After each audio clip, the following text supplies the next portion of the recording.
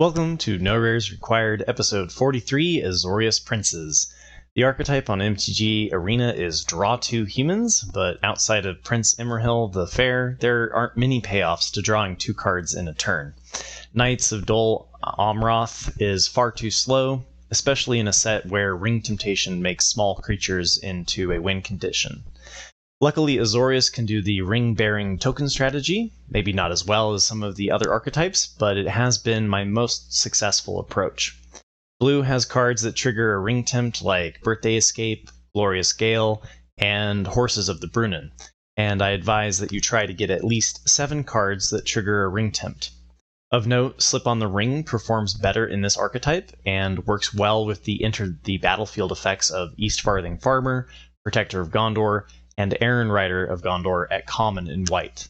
The overall strategy is tempo, counter your opponent's early plays with Glorious Gale, bounce with Isolation Orthonk or Horses of the Brunnen while you push damage, and then finish off your opponent with a ring-bearing 1/1 token. And you get one of the best rares of the set, Faramir, Prince of Ithilien, a card you always splash if you are blue or white. It can just win you the game outright. Azorius has been my least played archetype, since there isn't anything that it does the best, but maybe it's what was completely open at the table, or you opened up Faramir as your pack one pick one. Its biggest weakness is its 2-drop creatures, so let's dive into the cards and discuss how to make it into an archetype worthy of a trophy.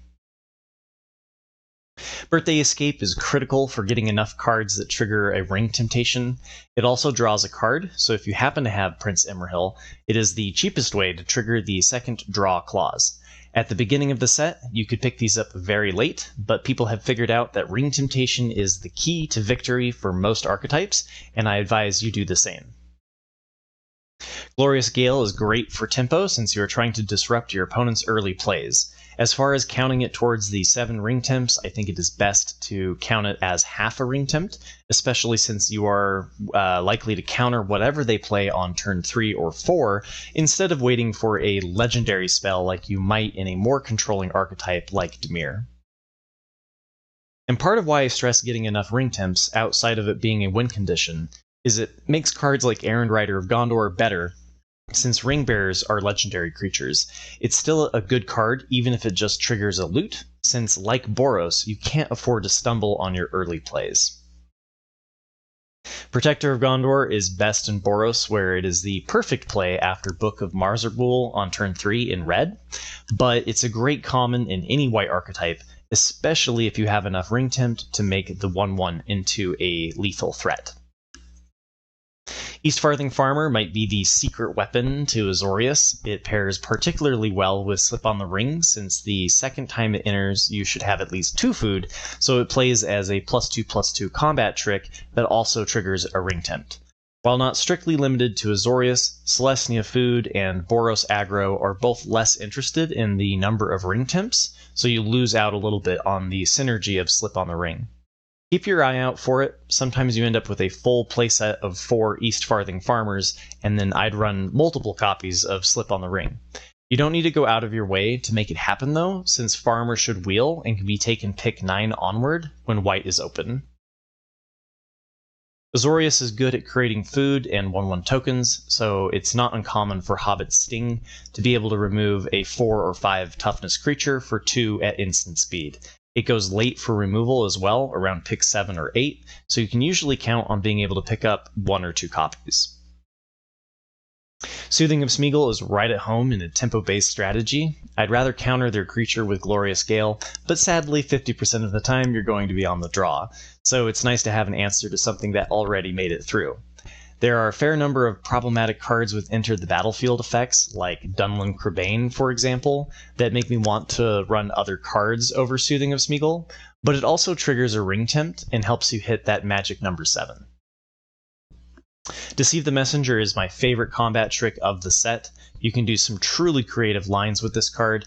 It helps push damage early, can be used to sneak damage through with a Ring Bearer followed by Dreadful as the Storm for lethal, and can make a seasoned opponent think twice about attacking when you have a single island untapped. Lorien Revealed I typically reserve for my Izzet Spells deck, where the card draw is critical for cycling to your Gandalf sanctions. In Azorius, if you have very few turn 1 plays, so playing this as a tap land I think is a reasonable option. Just be careful you don't include too many cards that cost 4 or more. Taking a turn off to draw 3 is tempo negative, but blue has Bath Song, which works really well with Lorien Revealed, so I felt obligated to mention it. Dreadful as the Storm is a decent backup if you haven't quite gotten enough ring temps. Being able to turn your 1/1 into a 5/5 with a level 4 ring emblem can be 8 damage that your opponent wasn't accounting for in their combat math. A 5/5 pairs up nicely with cards like Cirith Ungol Patrol, the 4/5 for 5 in black, as well as Enraged Hjorn, the 4/5 for 5 in green. So you can also use it as a 3-cost combat trick that comes with a ring tempt. Isolation Orthonk I probably enjoy more than I should. I fell in love with this card early, since it can remove large amass tokens permanently, but you do need to be pressuring your opponent to make this worth it, and with weak 2-drops it can lead to awkward situations where you delay their play, but just end up delaying the inevitable. And speaking of 2-drops, I think your best option is Peligreer Survivor, at least if you're going to value 4 and 5-cost spells like Isolation of Orthonk and Horses of the Brunnen. The problem is, it doesn't push early damage very well. A 3/1 like Westfold Rider is usually what you want in a tempo strategy, but with so many 1/1s from cards like Rally at the Hornburg, it's usually better to push damage through being a ring bearer, and a 1/3 makes an excellent ring bearer. And the last common I recommend trying to pick up is Great Hall of the Citadel. There are a couple of legendary uncommons and rares that are worth splashing in this archetype. At the beginning of the set, you could pick these up in multiples, but people figured out that one of the most fun archetypes was legends, so they can be a little bit more difficult to find. And now for the uncommons. Saruman's Trickery is a reason to lean towards being mostly blue, since a turn 3 counter that also gives you a 1/1 is one of the best tempo plays in the set. The fact that this can counter non-creature spells can also be incredibly handy in protecting your busted card like Faramir. Horses of the Brunnen is also a reason for blue to be your main color because of the double pip. Bouncing 2 targets, including permanently removing tokens, scrying for 1, and triggering a ring tempt is a lot for 1 card to do, and is one of the best turn 5 plays for blue. Bilbo, Retired Burglar, is definitely worth splashing in Azorius. It's 2 ring triggers in 1 card, and you don't need to play it on turn 3 since you aren't aiming to ramp or use the treasure as sacrifice fodder for something like Improvised Club. I can't stress ring tempt enough to get Azorius to work, enough so that I believe Azorius is Bilbo's best archetype outside of Izzet. The Bath Song is a little bit tricky since taking turn 4 off to draw cards is tempo negative, but another advantage of the ring emblem is beating your opponent through superior card selection, and no card does it better than Bath Song. You can also cycle back any of your cards that trigger a ring tempt, like Birthday Escape, or a Lorien Revealed that you land cycled earlier.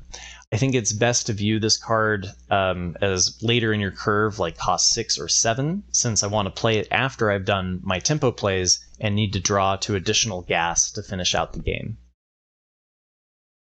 Proto-Baggins should also be on your radar since ring tempt is that important.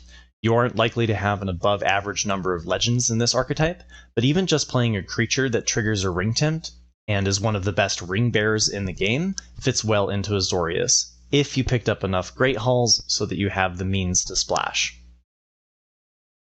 Prince Imrahil the Fair is one of the reasons to go into Azorius. It's usually available around pick 7 or 6, which is late for an uncommon, and the second emblem of the ring triggers a loot, which triggers the second draw clause and gives you another 1/1 to make into another ring bearer. It gets significantly worse though if you don't have enough ring tempt, since you need it to reliably make the 1/1s as well as make them into lethal threats. Samwise the Stout-Hearted's best archetype is Azorius, in my opinion. He triggers a ring tempt. You have few good 2-drops in the archetype, and he can be used to return Faramir to your hand. And with Slip on the Ring, he can do it even if he's already on the battlefield. Reprieve can be one of the best tempo plays in the game, as long as you have enough early pressure, which this archetype can struggle with, but it also triggers a draw, so it works well if you have cards like Prince Imrahil. Bill the Pony is one of the best ring bearers in the game, and pairs very well if you end up doing the Slip on the Ring strategy with a bunch of East Farthing farmers. And even if you're making your Peligre Survivor into a 3/3, it has been relevant in some games as long as you have enough food synergies. Elrond, Lord of Rivendell, is a card that makes most people think about Simic Scry, but it has great synergy with Protector of Gondor on turn 4, since 2 creatures entering the battlefield triggers 2 Scries and, most importantly, a Ring Tempt. And the last uncommon worth the spotlight is the Mouth of Sauron. In my draft skeleton, I'm running 11 sorceries and instants. As long as you have that many spells, the Mouth of Sauron is worth the splash, and is another payoff to picking up Great Halls when you can. And now for the rares. Faramir is by far the best rare in Azorius, and the #1 reason I end up in the archetype. You either draw a card or create 3/1/1 tokens on your opponent's turn, and the emblem exists for a turn even if they remove Faramir. Absolutely one of the busted rares. Speaking of busted rares, Horn of Gondor is a rare that goes in every archetype, but does exceptionally well in Azorius since so many of your creatures are humans or create human tokens. Azorius is its best non-red archetype.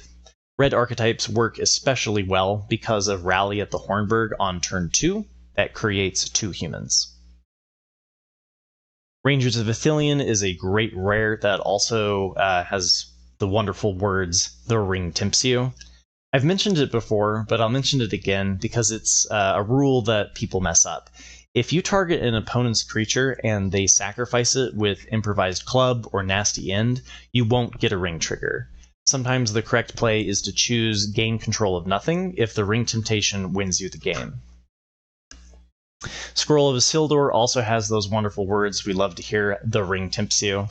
Tapping 2 of your opponent's creatures also fits well into the tempo strategy, and then drawing a card for each tapped creature, which is usually at least 2 unless they sacrificed one of the tapped creatures, encourages your opponent to not attack you for a turn because you'll draw a card for each tapped attacker.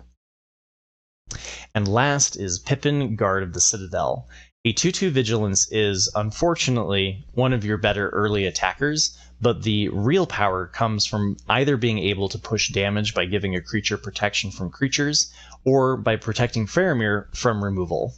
As far as the mythics go, there are none outside of the usual colorless artifacts of Andoril, Flame of the West, and Palantir of Orthanc, which go in every archetype. That's it for my thoughts on Azorius, the last archetype to be discussed for Lord of the Rings Tales of Middle-earth. I really enjoyed the set, the flavor was beyond amazing, and they did a really good job designing a set specifically for draft.